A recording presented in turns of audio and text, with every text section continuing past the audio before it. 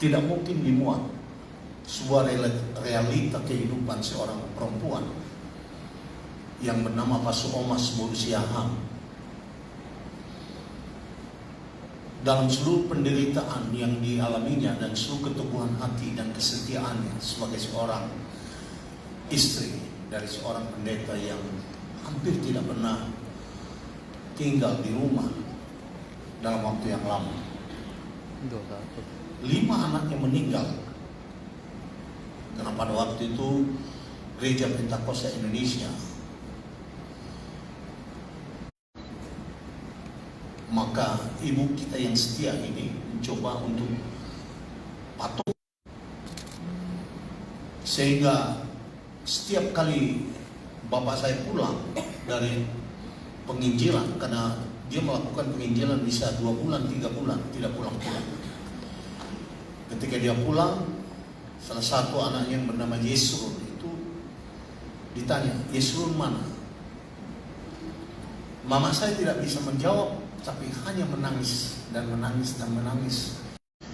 Karena beberapa bulan yang lalu dia sudah meninggal. Tidak ada apa-apa yang bisa menjadi komunikasi kepada mereka. Saksi dengan mata kepala sendiri kepada ibu saya ini, karena sentral dari seluruh Pentakosta pada waktu itu adalah di rumah saya atau di rumah bapak saya. Jadi sejak tahun 52 saya dilahirkan, umur 45 tahun saya sudah saksikan bagaimana rumah saya itu tidak pernah sepi. Rumah kami itu tidak pernah sepi. Paling sedikit ada 10 orang, 20 orang tiap hari. Karena pada waktu itu perjalanan kalau misalnya dari Samosir, apalagi dari Sibolga, untuk menuju Medan tidak boleh langsung. Karena tidak ada mobil yang langsung. Mereka harus berhenti di Siantar untuk menginap. Dan dari Siantar besok pagi baru berlanjut sampai ke Medan atau ke Tebing atau ke Kisaran atau jadi boleh Bapak bayangkan bahwa Bapak Ibu bayangkan bahwa ibu saya suka menerima tamu dari pagi sampai tengah malam. Saya pernah disuruhnya, dan bukan sekali, banyak sekali saya disuruhnya untuk mengambil ayam dari kandangnya untuk dipotong, dan itu dilakukannya jam 11 malam. Karena tidak ada pada waktu itu restoran yang buka, maka dia harus melakukan tugas-tugas itu. Orang sakit, jangan tanya orang sakit. Saya biasa tidur dengan orang penyakit kusta. Nah, saya tidak ingat pada waktu itu penyakit kusta ini adalah sesuatu yang sangat dihindarkan oleh begitu banyak orang. Dan mama saya mencoba mengatakan, "Nangis ibu amang bodoh, jangan tidur dekat mereka, karena bisa menular." Dan setiap tikar yang mereka bukan 1 orang, 2 orang, bisa 20 orang, bisa 15 orang. Dari Lau Simomo, waktu itu di daerah Tanakaru kalau saya tidak salah ya, Patari dan Manfaat. Lau Simomo itu bisa datang di sana untuk didoakan dan lain sebagainya, dan tidur di sana bisa 3 hari. Dan setiap mereka pergi pulang, itu tikarnya harus dibakar, piringnya harus dibuang. Dan ini tidak pernah diurusi oleh bapak saya, karena bapak saya bisanya itu hanya berkhotbah. Ini diurusi oleh ibu saya. Dalam tidur saya, kadang-kadang saya menangis sendiri untuk mengingat apa yang telah dilakukan oleh ibu ini untuk membackup suaminya dengan kelebihan dan kekurangannya. Saya juga pernah dengar mereka berantem karena uang tidak ada.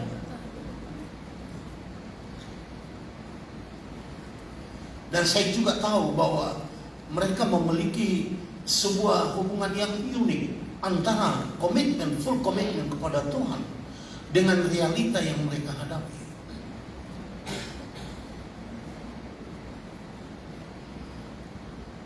Peranan wanita itu bukan diatur oleh konferensi. Tidak ada konferensi selama 85 tahun. Dan itu tidak pernah mengecilkan arti daripada peranan kaum ibu, kaum wanita. Mereka lah sebenarnya sokoguru pelayanan Gereja Pentakosta Indonesia selama ini. Sehingga gereja kita bisa bertumbuh dari satu orang dari kampung-kampung sampai sekarang menuju sekarang. Dan saya selalu berkata kepada bapak-bapak pendeta kita ini kalau kalian pelihara ini gereja dengan baik, dengan sebuah sistem yang sudah baku dan tidak perlu diubah. The winning team, you cannot change it. Sebuah cara yang baik yang telah memberikan berkat kepada engkau, sebuah karakter yang baik yang Tuhan telah urapkan kepada engkau, dan sebuah berkat yang melekat dalam dirimu itu yang telah memberikan satu kemenangan kepada kemenangan yang lain, satu keberhasilan kepada keberhasilan yang lain, satu kemampuan bertahan kepada kemampuan surviving yang lebih lagi. Itu tidak perlu diubah, tidak perlu dikutak-katik. Karena di sana Tuhan akan memperlihatkan kepada rahasia seperti yang disebut oleh Ibu Ketua Panitia tadi, yang tersembunyi. You don't know the whole secret of God. Your mind cannot deserve it. Karena pikiranmu tidak akan pernah mengelola itu, menerima itu. Yang mampu kau pikirkan itu hanya apa yang bisa kau pikirkan. Itu pun kalau pikirmu, itu kalau pikiran orang. Yang the final resultnya itu hasil akhirnya belum tentu sama. Jika engkau lakukan itu teori-teori itu, tetapi pengalamanmu tidak akan pernah berbohong. Saya katakan sekali lagi bahwa ibu-ibu inilah yang dipakai oleh Tuhan untuk menyokong penginjilan Gereja Pentakosta Indonesia dengan luar biasa. Haleluya. Haleluya. Jadi kita tidak pernah menganggap rendah perempuan Gereja Pentakosta Indonesia karena mereka tidak pendeta, karena mereka tidak tua, karena mereka tidak guru. Nah, Tuhan menyatakan seperti itu. Tetapi talenta yang engkau miliki dalam hidupmu itu amat luar biasa. Karena kau memang diciptakan untuk menolong suamimu. Paulus mengatakan dalam 1 Korintus pasal 11, bukan perempuan diciptakan, bukan laki-laki diciptakan untuk perempuan, tetapi perempuan diciptakan untuk laki-laki.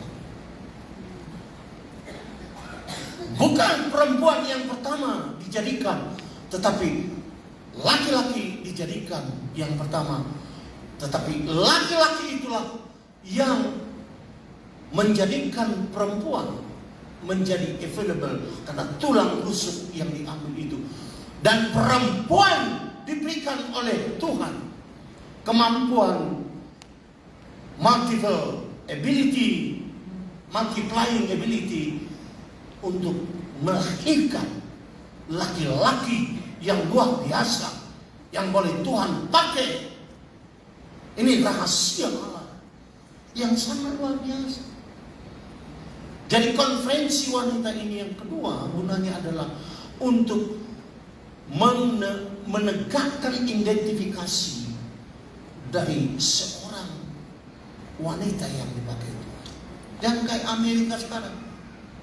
Amerika sekarang banyak wanita di situ yang tampan. Ya. Dan laki-laki yang cantik. They change the whole things. The original concept of God, they change it. Karena kebebasan berpikir. Ada transgender di sana. Mereka mencoba itu secara ilmiah. Semua ketetapan Tuhan. Kalau ada masalah dengan gender, ada masalah dengan hormon, itu penyakit yang bisa disembuhkan. Amen. Penyakit fisik dan penyakit psikologis yang bisa disembuhkan. Dunia saja bisa menyembuhkan. Makanya itu konferensi ini akan mengawali sebuah era kepada seorang perempuan Pentakosta. Lebih hebat lagi, lebih luar biasa lagi, dipakai oleh Tuhan membackup para pendeta hamba Tuhan atau gereja. Pemberi sumbangan yang terbanyak untuk gereja adalah perempuan. Faktanya kita semua ini perempuan. Karena hanya ada satu laki-laki di alam semesta ini, yaitu Tuhan Yesus. Mempelai pria sejati. Haleluya. Au pe buru-buru di julun di bata, di julun di Kristus. Unang anong misi-misena. Unang anong katibong misi-misena. Mana do? Ada justru akapin pelayo do lang yato si Bida. Ya. Ano siya to siya law do na dinamtanan na yun. Karena itu konferensi ini adalah sebuah momen yang luar biasa.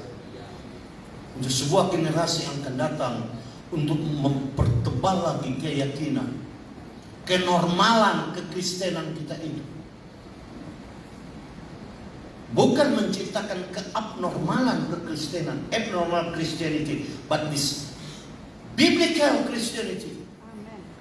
Sebuah kekristenan yang asli Alkitab, bukan yang diberi pengertian oleh AI, bukan yang diberi pengertian oleh liberalisme, bukan yang diberi pengertian oleh ilmu, tetapi yang diberi pengertian oleh Tuhan. Nanti seminar besok saya terangkan sejelas-jelasnya. Saya bersyukur ada 350 orang lebih.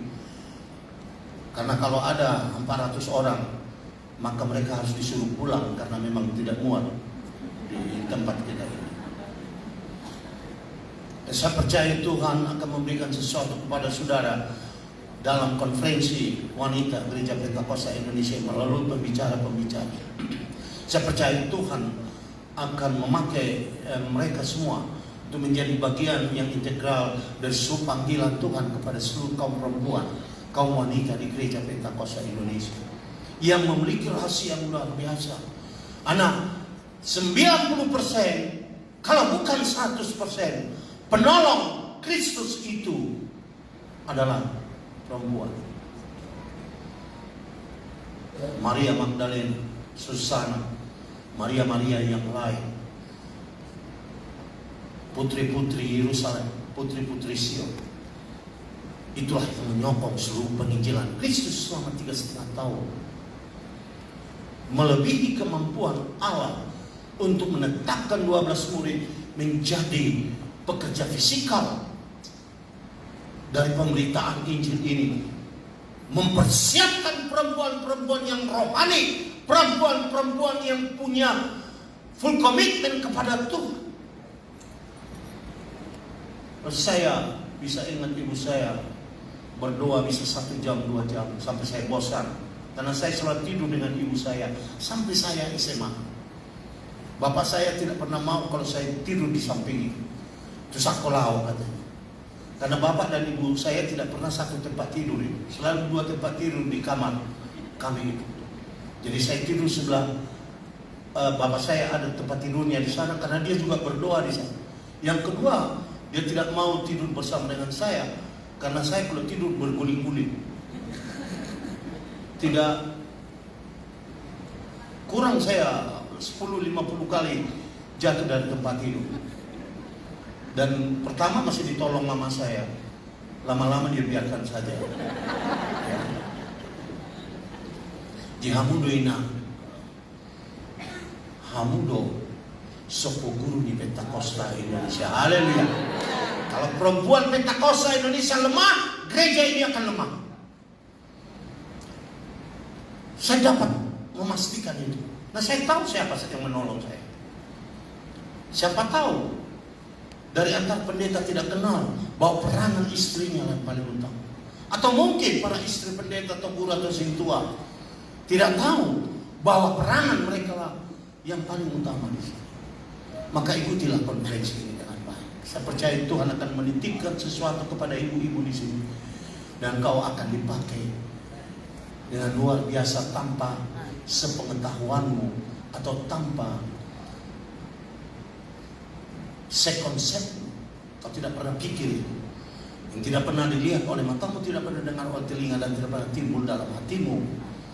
Kata Tuhan, kata Rasul Paulus, kata perjanjian, kata Nabi dalam perjanjian lama, itulah yang akan diberikan oleh Tuhan kepada engkau.